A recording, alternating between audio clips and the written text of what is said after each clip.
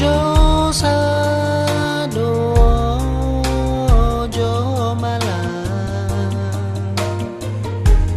gió nâng nào à dễ mua gió lù lê gió là dầm chơi nè về ngưng chơi nè chưa ga yam cơ lê so đồ cha cha ga lê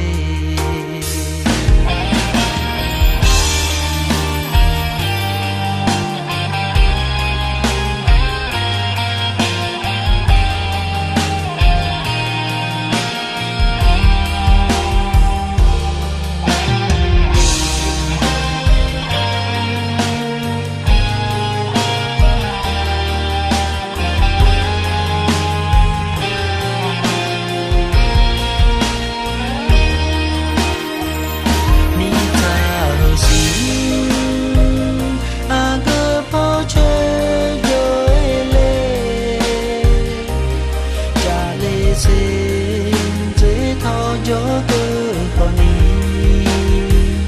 mà gì thì ai mà gọi thì có lúa cho mọi nhà mà ra gì cơ mò cho ô gió xa đồ gió mà là gió nâng nào à dễ mua gió lù lê gió là dầm chơi nè về ngưng chơi nè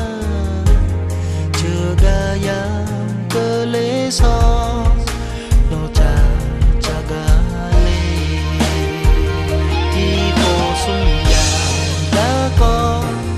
cha ga lê cho khi cô xuân vàng đã có cha ga lê mơ cho